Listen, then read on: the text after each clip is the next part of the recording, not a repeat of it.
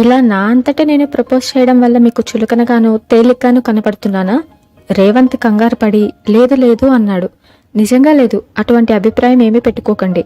పోతే మగవాణ్ణి అవడం వల్ల నేను ఈ నిజాన్ని అన్వయించుకోవడం కష్టపడుతున్నా. మీరు చేసింది చాలా మంచి పని. మీరు మీ నాన్నగారికి మామూలుగా చెప్పి ఉంటే, ఆయన పెళ్లి చూపులు అరేంజ్ చేసి ఉంటే, మీరన్నట్టు 3 నిమిషాల్లో మన వివాహం జరిగిపోయి ఉండేది. మీ అభిప్రాయం నాకు అర్థమైంది, థ్యాంక్స్. కానీ నాకు అర్థం కానిది ఒకటి ఉంది. ఇప్పుడు ఫోన్లో మాత్రం నా గురించి అన్ని సరైన వివరాలు ఇస్తానని నమ్మకం ఏమిటి? ఉదాహరణకి, మీకు బావగుడు అంటే ఇష్టం. నేనెక్కడో కిడ్స్ పద్యాలు సంపాదించి మీ మెప్పు కోసం ఫోన్లో చదివి వినిపించవచ్చు కదా. అట్నుంచి నవ్వింది. మీరలా చేయరు రేవంత్. నేను భావ కవిత్వం గురించి చెప్పగానే మీరు కిడ్స్ గురించి కనీసం మాట్లాడగలిగారు కదా. అతడు దాని గురించి పట్టించుకోకుండా మీకేంటి నమ్మకం అని అడిగాడు రెట్టించి. కొంచెం సేపు నిశ్శబ్దం. మీ గురించి ఏం తెలుసుకోకుండా ఏదో పార్టీలో చూసేసి దానికి లవ్ ఎట్ ఫస్ట్ సైట్ అని పేరు పెట్టేసి ఇలా ఫోన్లో మొదలు పెట్టానంటారా? ఆమె కంఠంలో అదోలాంటి స్పష్టత ధ్వనించింది. జీవితాన్ని నేను చాలా క్యాలిక్యులేటెడ్గా తీసుకుంటాను రేవంత్. దయచేసి దీన్ని మీరు గర్వం అనుకోవద్దు. మిమ్మల్ని నేను చూసినప్పటి సమయానికి మీరు మొదటిసారి ఫోన్ చేయడానికి మధ్య 2 నెలల టైం గడిచింది. నేను స్నేహితుడిగా ఎన్నుకోబోయే వ్యక్తి నాకు తగినవాడే అన్న నిర్ణయానికి రావడానికే నాకు ఇంత టైం పట్టింది. ఈ టైంలో మీ గురించి అంతా తెలుసుకున్న తర్వాత మీకు ఫోన్ చేశాను. రేవంత్ ఉత్సాహంగా ముందుకు వంగి, నా గురించి ఏం తెలుసుకున్నారు మీరు అని అడిగాడు. అంతా అంటే మీ అభిరుచులు, మీ అలవాట్లు, మీ వ్యక్తిత్వం వగైరా. అంతా చెప్పాలంటే చాలా టైం పడుతుంది. పర్లేదు చెప్పండి, నేను ఖాళీగానే ఉన్నాను అన్నాడు రేవంత్. అతడికి చాలా ఆత్రంగా తన గురించి అమ్మ ఏం చెప్తుందో తెలుసుకోవాలని ఉంది. తన తండ్రి బ్రతికి ఉన్నప్పుడు ఏం చేసేవాడు, తాము ఎంతమంది సంతానం, తన జీవితం, ఆ వివరాలన్నీ చెప్తుంది అనుకున్నాడు. కానీ అతడు ఊహించినట్టు కాక ఆమె వివరణ మరోలా సాగింది. మీరు చాలా సెన్సిటివ్ రేవంత్. మీరెంత సెన్సిటివ్ అంటే ఎవరైనా మీకు సాయం చేయకపోయినా ఆ సాయాన్ని పొందటం మిమ్మల్ని మీరు తక్కువ చేసుకోవడంగా భావిస్తారు. అందువల్ల మీరు మీ చుట్టూ గిరిగీసుకొని బ్రతుకుతున్నట్లు బయట వారికి కనిపిస్తారు. మిమ్మల్ని అర్థం చేసుకోవడానికి చాలా ఓర్పు ఉండాలి. మీ జీవితాశయాన్ని ఎప్పుడు ఎత్తులో ఉంచుకోవడం, దాన్ని సాధించడం కోసం నిరంతరం కృషి చేయడం, వీటితోనే మీకు సరిపోతుంది. కాబట్టి మామూలు ఆనందాల జోలికి పోరు. మీతో జీవితాన్ని పంచుకోపోయే భాగస్వామికి అదొక్కటే కష్టం. అయితే మీకెప్పుడు కోపము, విసుగు రాదు కాబట్టి అది అదృష్టం. జీవితం పట్ల మీకు చాలా నిర్దిష్టమైన అవగాహన ఉంది. మన వయసు వాళ్ళకి చాలా మందికి లేని అర్హత. ఏ వాతావరణంలో అయినా, ఏ పరిస్థితిలోనైనా చొచ్చుకుపోయి దాన్ని మీరు మీకు అనుగుణంగా మార్చుకుంటారు. అందుకే అదో రకమైన వికర్షణీయమైన స్టైల్ మీది. డబ్బు విషయంలో చాలా కరుగ్గా ప్రవర్తిస్తారు. ఖర్చు పెట్టే ప్రతి పైసాకి Marshall theory of marginal utility లెక్క కడతారు. ఈ ప్రపంచంలో మీరు ప్రేమించే ఏకైక వ్యక్తి మీ తల్లిగారు. 5 గంటల పాటు చదరంగం ఎలా మీ దినచర్యలో పాలు పంచుకుంటుందో, 1 గంట పాటు మీ తల్లిగారితో గడపకపోతే మీరు అలా ఏదో కోల్పోయినట్టు బాధపడతారు. మీ స్నేహితుడు జేమ్స్లా మీరు జీవితం పట్ల నిరాసక్తంగా, నిస్సారంగా, నిర్వేదంగా మారకుండా ఉండడానికి కారణం మీ తల్లిగారు, ఆమె ఆప్యాయత. ఉద్యోగం విషయంలో మీరు అబవ్ యావరేజ్ అంతే. మీ దృష్టి అంతా చదరంగం మీదే. కనీసం మీ చుట్టూ రోజు తిరిగే పెనున్సులా ప్రోడక్ట్స్ అమ్మాయిల పేర్లు కూడా మీకు తెలియవు. ఆ విధంగా మీకు కాబోయే భార్య అదృష్టవంతురాలు. పోతే చదరంగం మీ మొదటి భార్య కాబట్టి ఆ కోణంలో దురదృష్టవంతురాలు. 16 ఏళ్ల అమ్మాయితో మాట్లాడడం కన్నా చదరంగం బల్ల ముందు కూర్చోవడం మీకు బాగుంటుంది. మీ ఆలోచనలని ఇతరులతో పంచుకోవడం కన్నా మీలో దాచుకోవడం మీకు నచ్చుతుంది. మెదడు కన్నా హృదయానికి ఎక్కువ ప్రాముఖ్యత ఇస్తారు. మీకేమీ వ్యసనాలు లేవు. అలా అని మీకు లేని అలవాటు లేదు. అన్నిటికన్నా గొప్ప విషయం, మీలో సాకు నచ్చిందేంటంటే జీవితాన్ని మీరు తీర్చిదిద్దుకునే విధానం. ఒక లక్ష్యం కోసం దాన్ని చాలా సిస్టమాటిక్గా ఉంచుకోవడం. గత 5 సంవత్సరాలుగా మీరెప్పుడు 5 దాటి నిద్రపోలేదు. ఇక మీకున్న చెడ్డ అలవాట్లు అన్నిటికన్నా పెద్దదేంటంటే ఆఫీస్కి వచ్చే ముందు అరగంట సేపు ఆడపిల్లల అద్దం ముందు కూర్చోవడం. వింటున్న రేవంత్ మొహం ఎర్రబడింది. ఇంకో గుణం ఏమిటంటే ఏ చిన్న విషయం మీకు వ్యతిరేకంగా విన్నా మీ మొహం ఎర్రబడడం. ప్రస్తుతం అలాగే ఎర్రబడి ఉంటుంది. రేవంత్ ఉలిక్కిపడ్డాడు. ఆమె కంఠం మారిపోయింది. ఇవన్నీ ఎంతో కష్టపడి, ఎంతో ఖర్చు పెట్టి నేను సంపాదించుకున్న వివరాలు. ఇప్పుడు చెప్పండి రేవంత్, 3 నిమిషాల పెళ్లి చూపుల్లో కన్నా ఎక్కువ వివరాలు సేకరించి పెట్టుకున్నానా లేదా? రేవంత్ మాట్లాడలేదు. ఏదో అద్భుతమైన దృశ్యాన్ని చూస్తున్నట్టు, ఒక వినూత్నమైన విషయాన్ని వింటున్నట్టు స్తబ్దంగా ఉండిపోయాడు. అసలు ఇదంతా ఎలా సాధ్యమైందో అతడికి అర్థం కావట్లేదు. చెప్పండి రేవంత్, నేను ఇలా మిమ్మల్ని ఎన్నుకోవడంలో తప్పులేదని, మీకు ఫోన్ చేయడం స్త్రీ సహజమైన సరిహద్దుల్ని అతిక్రమించలేదని చెప్పండి. మీరు మౌనంగా ఉంటే మీకు స్నేహితురాలు కాబోయే అమ్మాయి ఇంతలా తెగించడం మీకు ఇష్టం లేదని నేను భావించవలసి ఉంటుంది. ఆమె మాటల్ని మధ్యలో ఖండిస్తూ లేదు లేదు అన్నాడు రేవంత్. నేనింకా షాక్ నుండి తేరుకోలేదు. అసలు నాకు నమ్మశక్యం కాకుండా ఉంది ఇదంతా. మీరెలా కనుక్కున్నారు? ఆ విషయం ఇక వదిలిపెట్టేద్దాం. నేను అడిగిన దానికి చెప్పండి. ఈ అమ్మాయి ఏంటి పెద్ద మొగరాయిడ్లా నా గురించి అన్నీ వాకప్ చేసి మరీ ప్రపోజ్ చేయడం ఏంటి అని మీకు అనిపించడం లేదు కదా? లేదు అన్నాడు రేవంత్. కానీ నేను ఒక విషయం మాత్రం చెప్పదలుచుకున్నాను. మనం కలుసుకొని నేను మిమ్మల్ని చూశాక నా అంతిమ నిర్ణయం చెప్తాను. ఆమె అట్నుంచి నవ్వింది. నేను అందవికారాన్ని కప్పిపుచ్చుకోవడం కోసం ముందే ఇలా ఫోన్ చేసి నా తెలివితేటలతో మిమ్మల్ని ఇంప్రెస్ చేయడానికి ప్రయత్నిస్తున్నానని మీరు అనుకోవటంలో తప్పులేదు. కానీ నేను మిమ్మల్ని డిసప్పాయింట్ చేయనులేండి. ఎందుకంత రిస్క్? మనం వెంటనే కలుసుకుంటే అని ఆత్రంగా అడిగాడు. అమ్మా ఆశ అంది కవ్వింపుగా. ఎంతో మందిలో మిమ్మల్ని వెతికి పట్టుకున్నాను. ఇక నన్ను వెతికే బాధ్యత మీది. ఎలా కనుక్కోగలను? చాలా రీజనబుల్ హింట్స్ ఇస్తూనే వస్తున్నాగా రేవంత్. ఇక ముందు కూడా అలాగే ఇస్తాను. ఒక నెల రోజులు టైం ఇస్తాను. ఈ లోపల నా మనసులో భావాలు చెప్పుకోవడానికి ఉత్తరాలు కూడా రాస్తాను. నేనిచ్చే హింట్స్ ద్వారా నా ఫోన్ నెంబర్ కనుక్కున్నా లేకపోతే నేనెవరినో కనుక్కున్నా ఆ రోజే మనం కలుసుకుందాం.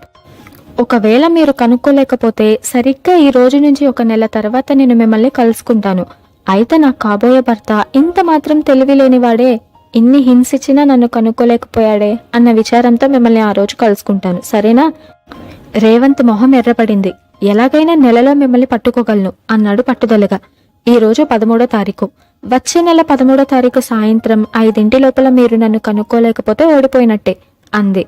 ఆమె 13 అనగానే అందులో ఏదో అపశృతి ధ్వనించినట్లయింది అతడికి. అయినా సరే అన్నాడు. ఈ లోపల మీరు నన్ను కనుక్కోలేకపోయినట్లయితే ఆ రోజు సరిగ్గా 5 గంటల 1 నిమిషానికి మా కారు మీ ఆఫీస్ ముందు నిలబడి ఉంటుంది. ఓడిపోయిన మిమ్మల్ని సాధారణంగా మా ఇంటికి పెళ్లి చూపులకి ఆహ్వానించడానికి. అప్పుడిక దాంతో సంతృప్తి పడాల్సిందే. రేవంత్ ఉక్రోషంతో సరే అన్నాడు. మనసులో నా చదరంగపు పరిజ్ఞానం అంతా ఉపయోగించైనా మిమ్మల్ని పట్టుకుంటాను అనుకున్నాడు. పైకి మీరు మాత్రం నాకు అన్ని సరైన హింట్స్ ఇవ్వాలి, తప్పుదారి పట్టించకూడదు అన్నాడు. అలా ఎప్పుడు చేయను. నా ఫియాన్సీ తెలివైన వాడన్న విషయం నిరూపణ అయితే నాకు మంచిదేగా. మళ్ళీ ఇంకోసారి చెప్తున్నా రేవంత్, మీతో దాగుడుమూతలాడాలని నాకెప్పుడూ లేదు. కేవలం మీ ఐక్యూ కనుక్కోవడం కోసమే ఇదంతా. కావాలంటే మీకు ఒక మంచి హింట్ ఇస్తాను. ఏంటి? నేను మీకు వాక్యం చెప్తాను. అందులో మా ఇంటి ఫోన్ నంబర్ నిబిడీకృతమై ఉంది. మీరు ఆ వాక్యం ద్వారా మా ఫోన్ నంబర్ కనుక్కోవడానికి నెల రోజుల టైం ఉంది. ఇక మీదే ఆలస్యం. రేవంత్ ఆత్రంగా ఏమిటా వాక్యం అని అడిగాడు. ఐ ఎయిట్ నథింగ్ ఫర్ 6 గంటలు. అతడికి అర్థం కాక ఏంటి అన్నాడు. ఆమె తిరిగి చెప్పింది. అతడు కాగితం మీద ఆ వాక్యాన్ని రాసుకొని తానే చూడసాగాడు. ఏమిటి ఆలోచిస్తున్నారు? ఏమీ లేదు. ఈసారి ఎలాగైనా మిమ్మల్ని పట్టుకుంటాను. మీ గురించి ఇంకో విషయం చెప్పడం మర్చిపోయాను. మీరు ఎక్సలెంట్ డ్రైవర్. మీకు ఇంటర్నేషనల్ డ్రైవింగ్ లైసెన్స్ ఉంది అవునా? అవును. బయట వర్షం కురుస్తుందా? రేవంత్ కిటికీలో నుంచి చూసి లేదే అన్నాడు. ఇక్కడ కురుస్తుంది. మీరు క్లాక్ టవర్ దగ్గరికి రండి. నేను అక్కడికి టాక్సీలో వస్తాను. మీరు వేగంగా వస్తే నన్ను చూడొచ్చు. రేవంత్ రక్తం వడివడిగా ప్రవహించసాగింది. అందులోనే అనుమానం వచ్చి మీరు అక్కడికి దగ్గరలోనే ఉన్నారేమో, నేను వచ్చేసరికి వెళ్ళిపోతారేమో అన్నాడు. మీ డ్రైవింగ్ ప్రావీణ్యత అంతా చూపిస్తే అలా జరగదు. దూరం లెక్క కట్టే ఉంచానులేండి. అతడు మరీ ఆలస్యం చేయకుండా ఫోన్ పెట్టేసి గాలికన్నా వేగంగా మెట్లు దిగి కారు వద్దకి వచ్చాడు. మరుక్షణం అది బయలుదేరింది. ట్రాఫిక్ రూల్స్ని, జనాన్ని దేన్ని పట్టించుకోవడం లేదు. అతడి నుదిటి మీద చెమట ధారాపాతంగా కారుతుంది.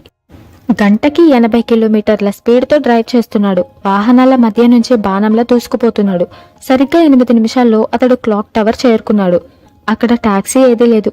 అతడు తేలిగ్గా ఊపిరి పీల్చుకున్నాడు. ఇక ఆమె రావడమే తరువాయి. తన డ్రైవింగ్ గురించి తెలియక ఈ పందెం కట్టి ఉంటుంది. అతడు రిలాక్స్డ్గా సీటు వెనక్కి లాగపోతూ ఉంటే దూరం నుంచి టాక్సీ నెమ్మదిగా రావడం కనిపించింది. అతడు నిటారుగా అయి భరించలేని టెన్షన్తో వస్తున్న టాక్సీ వైపు చూడసాగాడు. టాక్సీ వచ్చి అతడు కారు పక్కనే ఆగింది. ఆగిన టాక్సీలో నుంచి డ్రైవర్ దిగుతున్నాడు. టాక్సీ ఖాళీగా ఉండటం చూసి రేవంత్ హతాశుడయ్యాడు. సలాం సాబ్ అన్నాడు డ్రైవర్. ఆ అమ్మ ఏదైనా కబురు ఇచ్చి ఉంటుందన్న ఆశతో రేవంత్ ఏవోయ్ ఇప్పుడు నీ కారు ఎవరైనా ఎక్కారా అని అడిగాడు. ఓ అమ్మాయి గారు ఎక్కారు సార్. అదిగో ఆ టైప్ ఇన్స్టిట్యూట్లోకి వెళ్లారు. రేవంత్ చువ్వలా ఆ ఇన్స్టిట్యూట్లోకి పరిగెత్తాడు. లోపల 4-5 మిషన్లున్నాయి.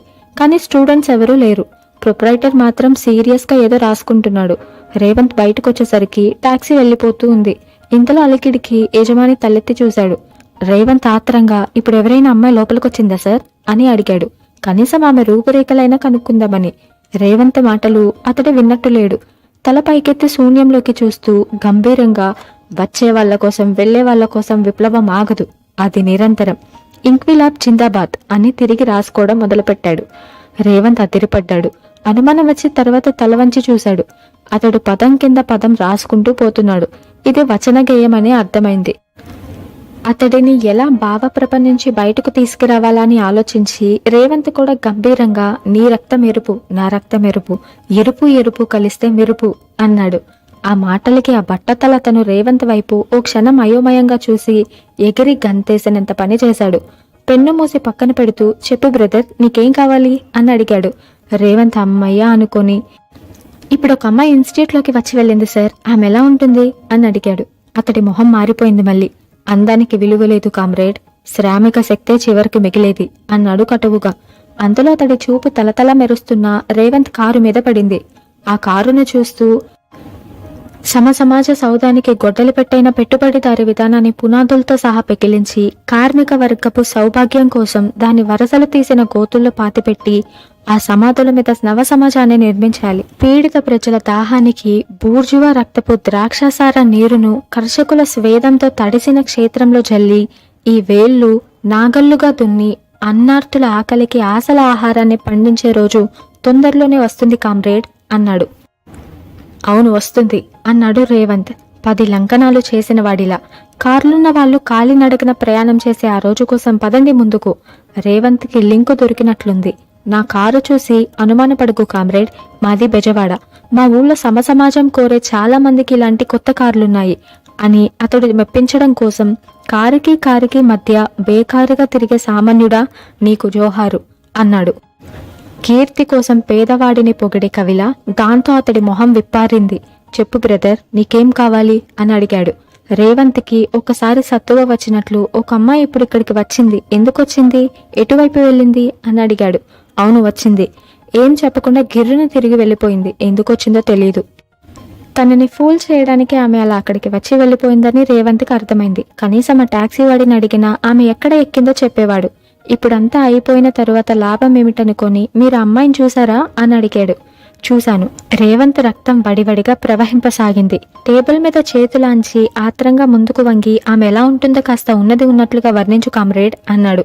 అతడు మౌనం వహించి తన ప్రపంచంలోకి వెళ్ళిపోయి కొంచెం సేపటికి ఉన్నట్టుండి కళ్ళ నీళ్లు పెట్టుకున్నాడు. రేవంత్ కంగారు పడ్డాడు. కానీ అంతలోనే అతను సర్దుకొని, ఆ రోజులు మళ్ళీ రావు అన్నాడు. ఏ రోజులు?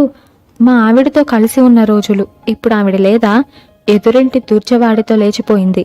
అప్పటి నుంచే నేను ఈ మార్కిసానికి అంకితమయ్యాను. అప్పటి వరకు సామాజిక స్పృహ, ఆకలి ఈ రెండే విప్లవాన్ని సృష్టిస్తాయనుకున్నాడు రేవంత్. కానీ సంసారం సుఖం లేకపోయిన వాళ్ళు కూడా మార్కిజం నీడలో ఆశ్రయం పొందుతారనుకోలేదు. ఓదార్పుగా, అంతకుముందు ఏం చేసేవాడివి అని అడిగాడు.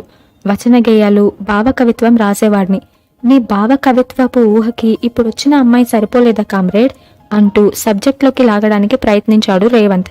అతడు గాఢంగా విశ్వసించి, ఆ అమ్మాయిని చూశాకే నా పూర్వపు రోజులు గుర్తొచ్చినాయి. నిజంగా ఆ అమ్మాయి, అవి కళ్ళు కావు, తామరాకు డొప్పలు, ఆ ముక్కు అంటూ తడుముకున్నాడు. పోలిక కోసం ఆగకు కామ్రేడ్, అమ్మాయి ఎలా ఉందో చెప్పు చాలు. అందంగా ఉందా? అందమే, అసలు అందమే ఆమెను చూసి నేర్చుకోవాలి. ఆ ముక్కు సంగతి వదిలిపెట్టు బ్రదర్, తెల్లగా ఉందా? తెలుపా? ఇదిగో ఈ మల్లె దీనికన్నా తెల్లగా ఉంది. నేల మీద పడిన మల్లెను చూడగానే రేవంత్ గుండె వడివడిగా కట్టుకోవడం ప్రారంభించింది. దాన్ని జాగ్రత్తగా అందుకొని భద్రంగా దాచుకున్నాడు. ఆమె జడ నుండి జారిన మల్లె అందుకుంటూ, ఆ అమ్మాయి ఇంకెలా ఉంది అని అడిగాడు.